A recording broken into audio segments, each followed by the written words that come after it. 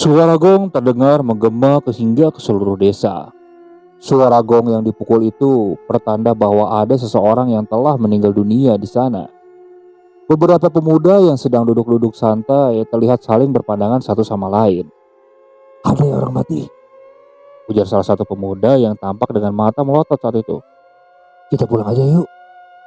"Nanti dulu," ujar salah satu pemuda yang masih membereskan tuak-tuak yang baru saja mereka keluarkan dari dalam jok motornya. "Apa kau mau bertemu dengan penghulu, ha? Aku tidak maulah. Ayo."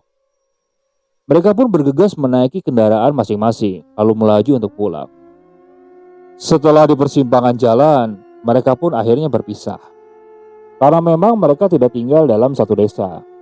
Saat Mehmet dan Irwan memasuki palang desa mereka, kendaraan mereka mendadak mogok. Dan dari kejauhan mereka melihat seperti ada seorang yang bertubuh tinggi, besar. Sosok itu seperti menari-nari di tengah jalan. Semakin lama diperhatikan, sosok itu justru semakin mendekat. Tenggorokan mereka seakan tercekat. Mereka tahu kalau sosok yang mereka lihat itu bukan manusia, melainkan penghulu, makhluk yang berpesta ketika ada orang yang meninggal. "Cepat, cepat lari, cepat, cepat!" teriak Irwan pada Mehmet yang masih berusaha menghidupkan motornya yang tadi mendadak mogok. "Cepat!" teriak Irwan lagi ketika menyadari makhluk itu semakin mendekat ke arah mereka. Seperti orang tak setia kawan, Irwan berlari lebih dulu meninggalkan Mehmet tanpa menoleh lagi ke belakang. "Tunggu aku, Wan! Tunggu! Ayo cepat, bodoh!" teriak Irwan sambil terus berlari dan masih tak mau menengok ke belakang. Saat tiba di warung tumbang desa yang saat itu sudah tutup, Irwan bergegas menggedor-gedor pintunya sambil berteriak-teriak minta tolong. Tak lama setelah pintu rumah itu dibuka yang merupakan pintu masuk warung itu, Irwan langsung masuk dan duduk di pojokan sambil menutup mata dan telinganya. "Ada apa sih?" tanya laki-laki yang merupakan pemilik dari warung tersebut. Ada hantu, Pak. Ada hantu." "Hantu? Hantu apa emang?" "Penghulu, Pak. Penghulu." Mendengar jawaban dari Irwan, orang itu langsung menutup pintu rumahnya dan menyalakan semua lampu yang ada di rumah tersebut. Lalu ia pun membakar kayu sompun, kayu yang baunya ditakuti oleh penghulu. Saking takutnya Irwan, sampai-sampai ia menangis terseduh-seduh. Ia merasa bersalah kepada Mehmet karena sudah meninggalkan temannya itu. "Kau sendirian kah?" "Tidak, tadi kami berdua, Pak." "Lah terus di mana temanmu yang satunya?" "Tadi dia tidak lari, Mang. Itu yang tadi saya tinggal setelah melihat penghulu menari-nari." "Penghulu menari?" tanya si Amang pemilik warung meyakinkan kalau ia tidak salah dengar. "Iya, penghulu ulung-ulung," gumamnya setelah mendengar jawaban Irwan. Saat hari sudah pagi, Irwan mengajak si Amang pemilik warung itu untuk mencari keberadaan si Mehmet. Terlihat kendaraan Mehmet masih ada di tempatnya semalam, namun sahabatnya itu tidak ada di sana. "Mungkin dia sempat lari, Mang," si Amang itu menggeleng. "Kita cari dia ke sana," tunjuk si Amang ke arah samping jalan yang memang masih di daerah hutan. Mereka berdua pun memasuki hutan yang berada di samping jalan. Mereka menemukan banyak tumbuhan-tumbuhan liar yang sudah roboh seperti diinjak-injak sesuatu. Setelah keduanya mengikuti tumbuhan liar yang roboh tersebut, mereka akhirnya menemukan Mehmet. Mehmet terbaring di bawah pohon dengan wajah yang sangat pucat. Tangan dan kakinya dingin seperti es. "Bangun, Met, bangun," ujar Irwan. "Oh dulu ke rumahku," ujar si Amang pemilik warung tersebut. Nah setelah Mehmet dibawa ke rumah si Amang pemilik warung, Irwan lantas disuruh untuk memberitahukan keadaan Mehmet kepada keluarganya. Dengan meminjam kendaraan milik si Amang pemilik warung tersebut, Irwan bergegas menuju desa. Di sepanjang perjalanan, ia terus memikirkan apa nantinya yang akan dia katakan kalau keluarga Mehmet menanyakan kenapa ia sampai tega meninggalkan Mehmet sendirian. "Ya Tuhan, apa yang sudah kulakukan semalam? Mehmet juga kenapa bodoh sekali?" Singkatnya, setelah Mehmet dibawa pulang oleh keluarganya, dan mereka pun juga tahu kalau Irwan sudah meninggalkan Mehmet pada malam itu, ia pun lalu dilarang untuk berteman lagi dengan Mehmet. Dan sejak kejadian itu, Irwan sudah tidak pernah lagi menemui Mehmet. Mendengar dari cerita orang-orang, rupanya sejak kejadian malam itu, Mehmet sudah tidak bisa lagi diajak ngobrol. Bicaranya ngelantur, dan kelakuannya seperti orang linglung. Beralih ke 1 bulan setelahnya. Saat itu, Irwan, Peldi, dan Charlie, dan Rigon sedang duduk-duduk santai di pos kamling yang sudah jarang digunakan. Peldi, Charlie, dan Rigon merupakan pemuda dari suku Dayak Murung yang beragama Kahariang. Sementara Irwan dan Mehmet merupakan pemuda dari suku Dayak Bakumpai yang beragama Muslim. Ya meskipun berbeda suku dan agama, mereka berlima tetap menjadi sahabat yang tidak pernah terpisahkan. Salah kami membiarkan kalian berdua pulang malam itu. Andaikan kami mengajak kalian ke rumah, pasti kalian berdua tidak akan bertemu dengan penghulu itu. Saat sedang ngobrol, mereka tiba-tiba dipanggil oleh Pak Kades. Apa yang sedang kalian sepakati di situ? Ujar Pak Kades. Tidak Pak, kami cuma ngobrol-ngobrol aja, jawab Irwan saat itu. Kalau begitu, lebih baik kalian membantuku, ujar Pak Kades. Membantu apa Pak? Tanya Peldi yang memang saat itu mereka sedang berada di desanya Irwan. Tapi Pak Kades cukup mengenal para pemuda dari desa sebelah tersebut. Kan di Ilir itu ada rumah di pinggir sungai. Nah, rumputnya sudah sangat panjang dan lebat sekali. Aku minta tolong pada kalian untuk membersihkan rumput-rumput di sana. Bisa? Tentu bisa Pak. Asal ada itunya, jawab Charlie yang memberikan isyarat dengan menggeserkan jari jempol dan jari telunjuknya. Kalau masalah itu tenang aja.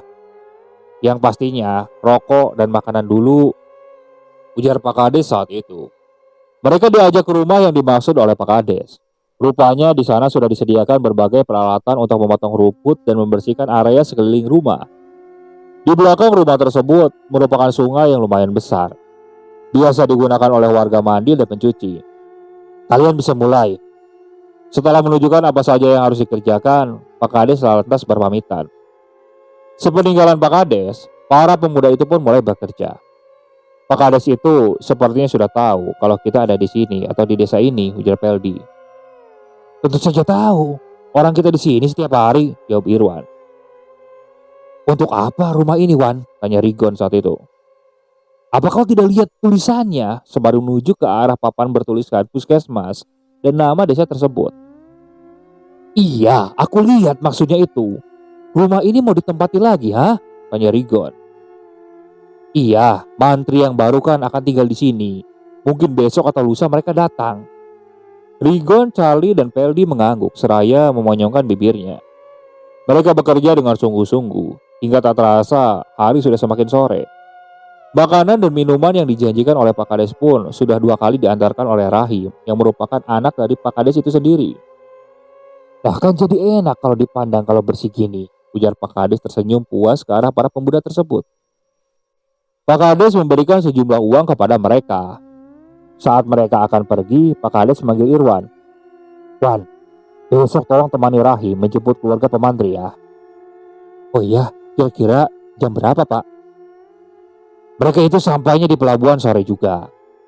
Tapi kalian nanti berangkatnya pagi-pagi, biar sampai di sana tidak malam, ujar Pak Kades. Irwan garuk-garuk kepala mengingat perjalanan dari desa ke pelabuhan itu lumayan sangat jauh. Iya Pak, berarti nanti besok pagi saya datangi Rahim ke rumah. Ya. Keesokan harinya setelah sarapan, Irwan langsung pergi ke rumah Pak Kades. Rupanya di sana Rahim sudah siap dan ketika Irwan sudah datang, mereka pun lantas pergi. Perjalanan panjang melewati sungai pun dimulai. Tak ada obrolan antara mereka berdua. Hanya suara mesin kelotok yang terdengar riuh membelah suasana tenang di sepanjang sungai. Singkat cerita, sekitar pukul 10 pagi, mereka akhirnya sampai di muara sungai. Setelah melewati muara, mereka pun mulai masuk ke sungai Barito. Kapal-kapal tongkang pengangkut batu bara terlihat berlalu lalang. Terlihat di pinggir juga ada rakit-rakit milik para penyedot emas. Tak lama kemudian, mereka pun akhirnya tiba di pelabuhan. Pelabuhan tampak ramai dengan orang-orang yang hendak pergi ke kota, kabupaten. Aduh, baru jam segini, masih lama lagi ya harus menunggu mereka, gerutu Irwan. Ya mau bagaimana lagi? Ayahku nyuruh kita berangkat pagi-pagi, jawab Rahim saat itu sembari mengeluarkan rokok dari dalam tas selempangnya. Minta rokokmu dong, Im, ujar Irwan. Cukup lama mereka menunggu kedatangan mantri. Irwan sampai ketiduran di pelabuhan tersebut. Hingga akhirnya sekitar pukul 4 sore, terlihat dua orang laki-laki dan perempuan yang baru saja tiba. Keduanya tampak melihat ke sana kemari, seolah mencari seseorang. Rahim yang baru saja mengeluarkan foto orang yang akan mereka jemput, bergegas menghampiri keduanya. "Pak Mantri?" "Iya, kamu dari desa B?" "Betul Pak, kami ditugaskan untuk menjemput Bapak dan Ibu." "Oh iya. Mari silakan, ke sini, kelotoknya." "Siapa namamu?" tanya Pak Mantri pada Rahim ketika mereka berjalan bersama. "Saya Rahim Pak, itu yang di sana teman saya, namanya Irwan." Pak Mantri mengangguk dengan bibir tersenyum. "Kalau nama saya Tajudin dan ini istri saya, Mariam." Rahim mengangguk, bibirnya tersenyum. Setelah mereka berada di dekat kelotok, Rahim dan Irwan langsung memasukkan barang-barang milik Pak Mantri ke dalam kelotok. Lalu setelah Pak Mantri dan istrinya naik, mereka pun berangkat menuju ke desa. Saat hari sudah mulai gelap, Rahim langsung menyuruh Irwan untuk memasang dan menghidupkan senter lampu yang ada di bagian depan kelotok. Saat senter dihidupkan, mendadak pemandangan di depan yang sebelumnya remang-remang kini menjadi terang benderang akibat cahaya lampu yang luar biasa terangnya tersebut. "Terang sekali ya," ujar Irwan seperti itu. "Memang, supaya tidak menabrak macam-macam," jawab Rahim setengah berteriak agar suaranya terdengar oleh Irwan. "Masih jauh?" tanya Pak Mantri pada Irwan. Melihat Pak Mantri seperti berbicara pada Irwan, Rahim pun langsung memelankan laju kelotoknya. Dengan begitu suara mesin pun mengecil. "Apa katanya?" tanya Rahim. "Katanya masih jauh enggak?" "Masih Pak, masih 1 jaman lagi." Pak Mantri mengangguk. Beliau sepertinya sudah sangat lelah. 1 jam pun berlalu. Mereka mulai memasuki desa. Dan tak lama kemudian, Rahim mematikan kelotoknya. Irwan langsung melompat ke lanting dan menahan agar kelotoknya tidak hanyut. Setelah itu, perlahan Irwan pun memundurkan kelotoknya untuk mengambil tali pengikat yang terpasang di bagian depan. Setelah tali pengikat ia dapat, Irwan langsung menarik maju cis tersebut. Kemudian ia mengikatkan tali kelotok pada paku O yang memang disediakan sebagai tempat untuk mengikat tali kelotok maupun cis. Setelahnya, barulah ia membantu Pak Mantri dan istrinya untuk keluar. Lalu mereka bergantian naik ke darat melalui tangga lempang. Pak Mantri sendiri terlihat kesulitan menaiki tangga lempang yang terbuat dari pohon bulat tersebut. Namun akhirnya Pak Mantri dan istrinya pun berhasil melewati tangga itu. Rahim mengajak mereka untuk ke rumahnya lebih dulu, karena pesan ayahnya, Pak Mantri akan disuruh untuk menginap dulu di rumah mereka, sebelum nantinya tinggal di rumah yang sudah disediakan untuk mereka praktek. Pak Kades menyambut Pak Mantri dan istrinya dengan sangat ramah. Beliau langsung disuruh masuk dan dijamu oleh makanan yang enak.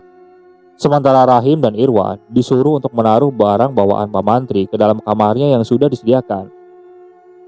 "Tim, aku mau pulang saja ya, mataku sudah ngantuk sekali," ujar Irwan setelah selesai. "Kamu gak makan dulu? Aku nanti makannya di rumah saja." Rahim mengangguk dan mengantarkan Irwan hingga ke depan pintu. "Hati-hati ya, takut ada penghulu." "Kamu jangan begitu, takutnya sumpah serapamu itu keluar nanti." Rahim tertawa terbahak-bahak dan langsung menutup pintu rumahnya. Sementara Irwan berlari agar lebih cepat sampai ke rumahnya. Acara perkenalan mantri baru yang diadakan oleh Pak Kades itu tampak ramai. Banyak anak-anak dan orang tua yang datang untuk melihat Pak Mantri yang baru bertugas di desa mereka tersebut.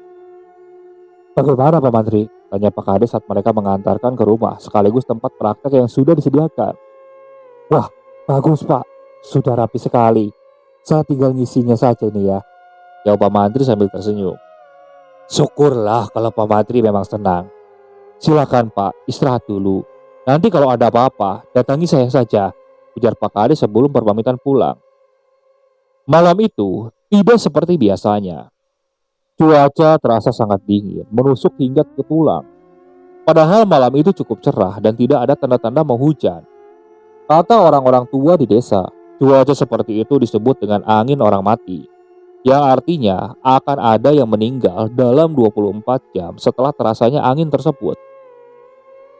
"Kami pulang saja Wan, anginnya terasa lain," ujar Ferdi saat itu.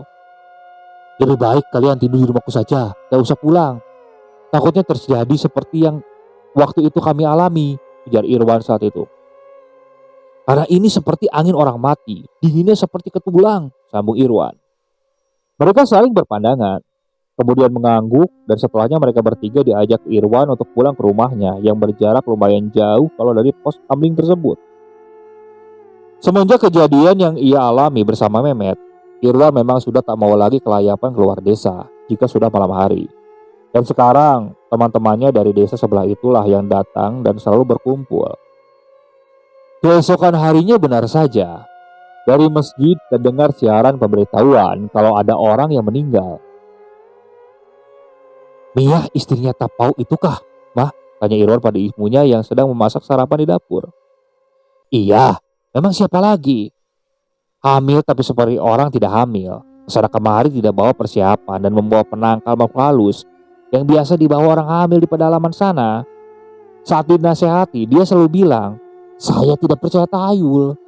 Jadi itulah, makan saja tahayulnya," jawab ibu Irwan dengan nada ketus. "Keterlaluan sekali buku ini," gur Irwan saat itu. "Lah, yang kukatakan itu benar. Kita ini tinggal di desa yang banyak sekali pantang larangannya. Kalau kamu tinggal di kota, walaupun kamu telanjang, tidak akan ada penghulu maupun kuyang yang akan mengganggu kamu," ujar ibunya seperti itu. Irwan hanya bisa garuk-garuk kepala mendengar perkataan ibunya.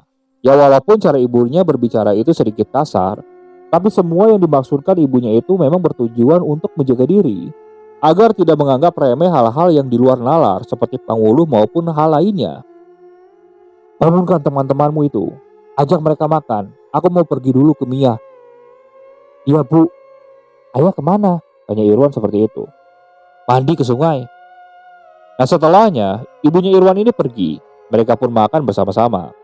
Ikan asin, sambal bawang ganda, dan sayur oseng pakis yang dipasak oleh ibunya Irwan sangat nikmat saat itu. Teman-temannya saja sampai nambah nasi berkali-kali. "Ada orang mati," ujar Irwan seperti itu. "Hah, siapa?" tanya Rigon. "Orang hamil." Ekspresi Rigon, Veldy, dan Charlie langsung berbeda mendengar jawaban yang keluar dari mulut Irwan. "Mati saat melahirkan kah?" tanya Veldy. "Enggak lah, aku sering melihatnya. Sepertinya kehamilannya itu belum begitu besar," kata ibuku. "Itu karena dia ini tidak percaya dengan penangkal yang biasa dibawa oleh ibu hamil di sana, seperti itu." "Berarti kena gangguan ya?" tanya Rigon. "Iya, ya itu, kita ini tinggal di tempat yang banyak penghulunya, memang susah. Intinya, jangan ngeyel kalau dinasehati.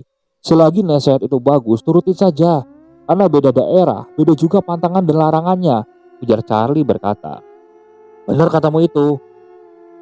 Nanti malam, sudah pasti banyak penghulu berburu," ujar Pedi sembari kedik ngeri.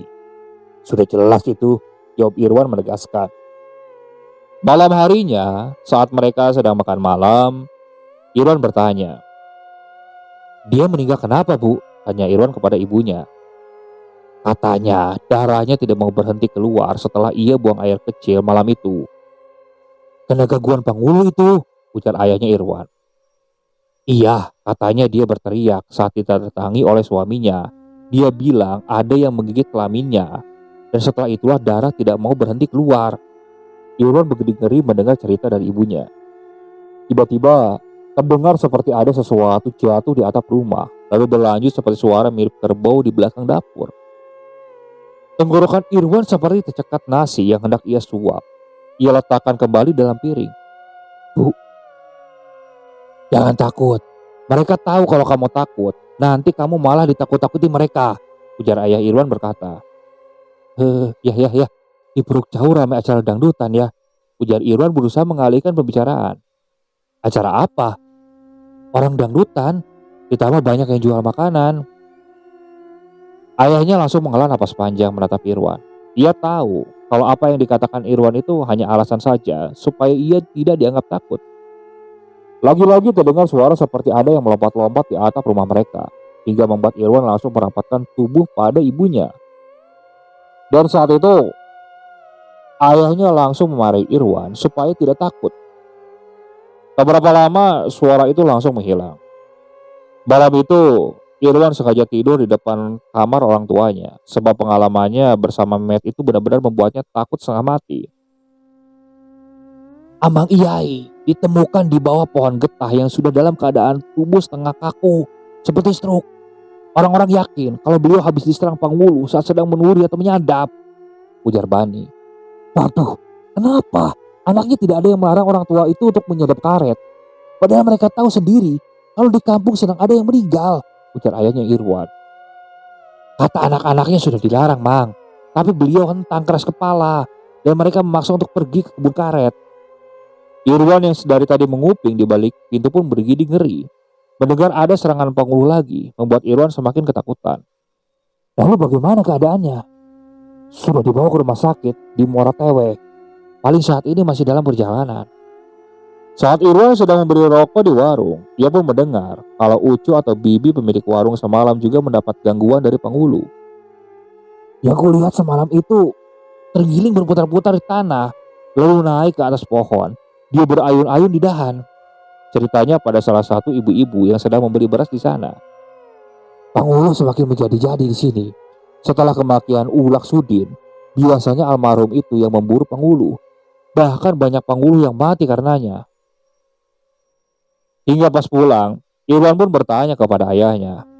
Ya, Ulak Sudin itu kakaknya ayah kan? Iya, itu kuburannya ada di kebun karet di atas desa. Memangnya kenapa? Irwan lalu menceritakan apa yang dia dengar dari orang-orang di warung tadi. Memang benar begitu. Dulu, waktu masih kecil kamu, yang jaga itu ulangmu, yang desa ini dari penghulu. Sayangnya, Ulak sudah meninggal. Andai saja Ulak masih ada, desa ini pasti aman. Irwan hanya tertunduk saat itu. Tapi, kau pun bisa melakukan apa yang Ulakmu lakukan, Wan. Irwan langsung berlinding ngeri saat itu. Yang benar saja, yang ada aku yang mati karena ketakutan duluan ya. Penghulu itu tahu kita takut atau tidak padanya hanya dari bekas jejak langkah kita. Kalau kita berani, maka jejak kaki kita itu akan terasa panas. Dan sebaliknya jika kita takut. Penghulu yang paling kuat itu adalah penghulu ulung-ulung. Penghulu yang terus menari saat mendengar suara gong kematian. Dia bisa menyerang kita melebihi penghulu binatang lain. Wujud penghulu ulung-ulung itu seperti manusia. Semakin kamu melihat tariannya, maka tubuhmu akan semakin lemas. Kamu tidak akan bisa melari kalau terus memperhatikan tariannya. Penghulu itu adalah yang terkuat di antara yang lain. Tapi beruntungnya, penghulu ulung-ulung hanya ada kalau yang meninggal adalah orang Kariang atau Kristen. Dia merupakan pemangsa yang unggul. Irwan terdiam. Penghulu itulah yang dia lihat bersama Mehmet waktu itu. Berarti Mehmet tidak bisa lari menyusulnya karena itu. Suatu hari di desa Irwan, penyakit aneh muncul menyerang kucing.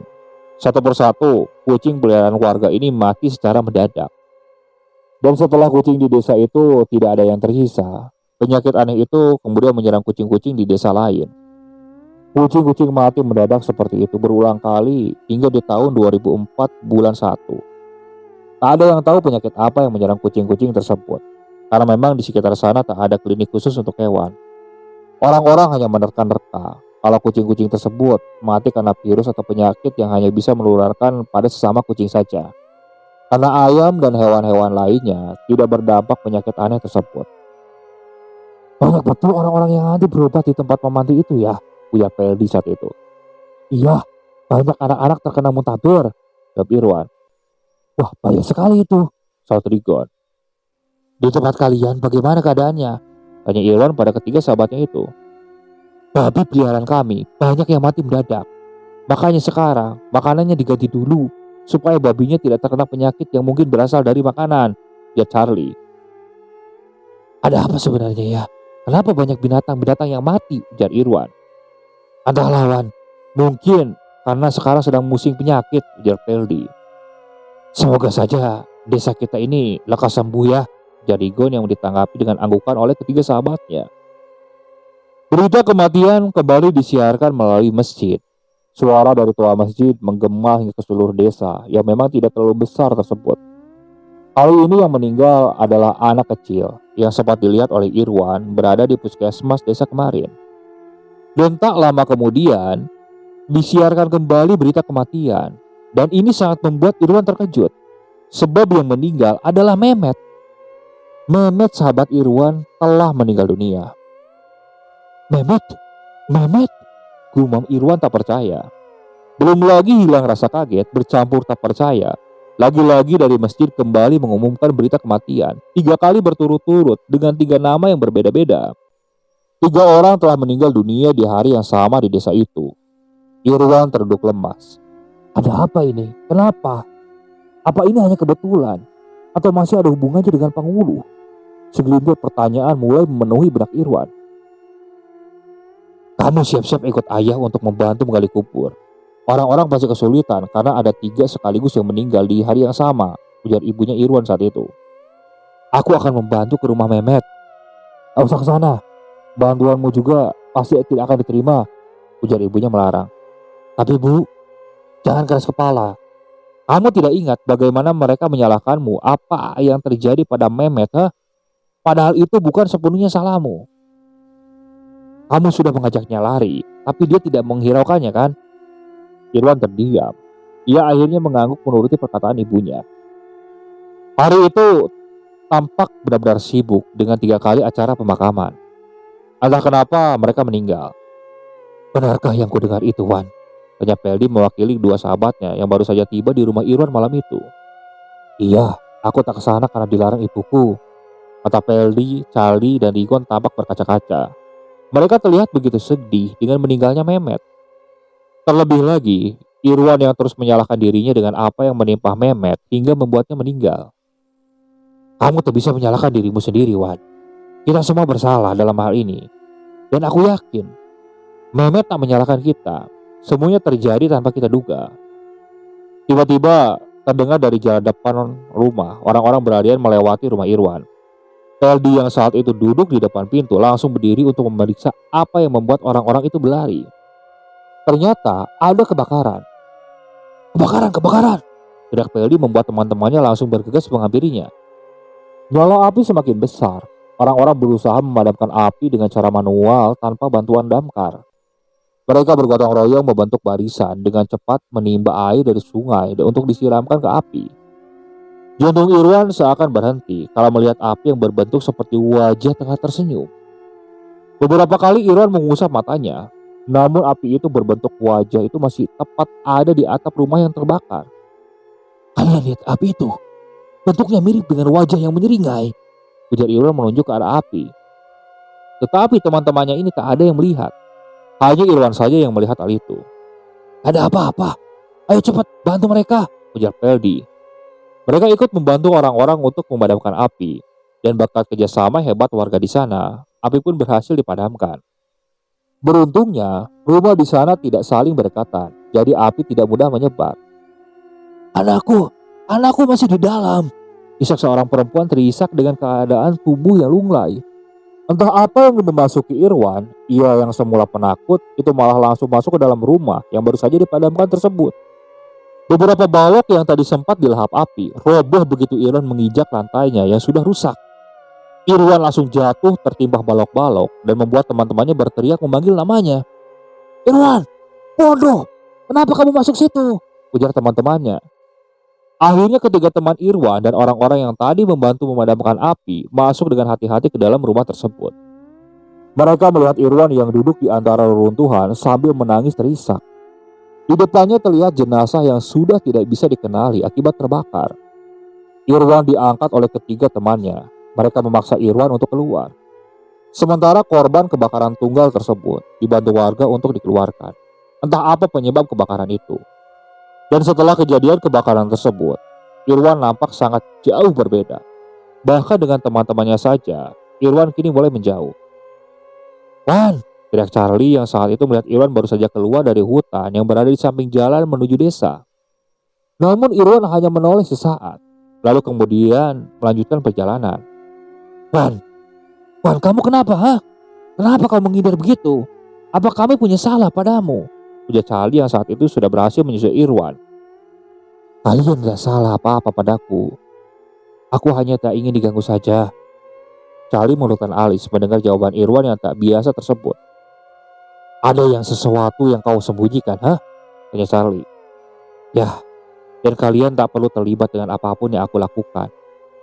Bagaimana mungkin kami tidak melibatkan diri? Kau itu teman kami.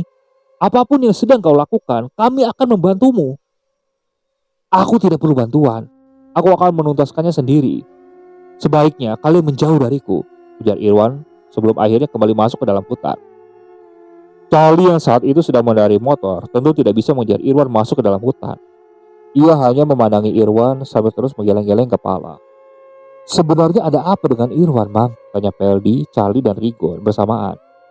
Saat itu mereka sedang berada di rumah Irwan, dan seperti biasa Irwan tidak ada di rumahnya. Ayah Irwan menghela napas panjang. Sebenarnya aku ragu ingin menceritakan apa yang dilakukan Irwan saat ini. Karena Irwan sudah mewanti-wanti agar tidak dibocorkan semuanya pada kalian. Tapi kami harus tahu, Mang, sebenarnya ada apa? Aku tak bisa membocorkan kepada kalian. Ketika teman Irwan itu tampak kecewa mendengar jawaban tersebut. Malam itu, Irwan pulang dengan keadaan tubuh penuh tanah. Matanya yang dulu terlihat sendu dan biasa-biasa saja, kini berubah menjadi tajam dan tampak beringas. Ia meletakkan mandau dan hubang tamiyang di atas meja. Ujung tamiyang tersebut terdapat bercak darah yang masih segar. Kau sekarang sama kayak ulakmu, Wan, ujar ayahnya. Ulahku benar. Penghulu memang harus diburu, ujarnya. Tapi jangan sampai kau bertemu dengan penghulu ulung-ulung. Dia tidak akan membiarkanmu hidup. Ulahmu meninggal karena... Ayahnya terdiam tak melanjutkan ucapannya. Irwan tak terlalu menghiraukannya. Dirinya yang kini sudah sangat jauh berbeda dari yang dulu. Ketakutan pun sudah tak lagi membuatnya tersembunyi. Setiap ada yang meninggal, Irwan selalu memburu penghulu. Ia juga tak segan-segan untuk tidur di kuburan demi menunggu penghulu yang biasa datang untuk berpesta. Alhasil, setelah berbulan-bulan, kini desanya jauh lebih aman dibandingkan sebelumnya. Tak ada lagi penghulu yang berani menaksak masuk ke desanya, walaupun di sana ada yang meninggal. Dan tentang Irwan, ada yang tahu apa yang sedang ia lakukan selain kedua orang tuanya. Kini, ia pun sudah jauh dengan teman-temannya. Ia tak pernah lagi ikut bermain bersama Charlie, Peldi, dan Rigon. Bahkan saat bertemu di jalan pun, Irwan menghindar. Irwan tak ingin teman-temannya terlibat dengan semua yang dia lakukan. Dia ingin teman-temannya tetap aman.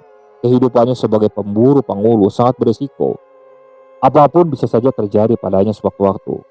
Bekas luka di tubuhnya adalah contoh terkecilnya. Oke, sekian untuk cerita kali ini. Saya mohon maaf apabila masih banyak kekurangan dalam pembawaan ceritanya. Saya ucapkan terima kasih kepada para penonton yang sudah setia mendengarkan cerita dari channel Keramat Horor ini. Semoga kalian selalu diberikan kesehatan, dilancarkan rezekinya, dan dijauhkan dari musibah. Terus ikuti cerita yang dibawakan oleh channel Keramat Horor ini. Assalamualaikum warahmatullahi wabarakatuh.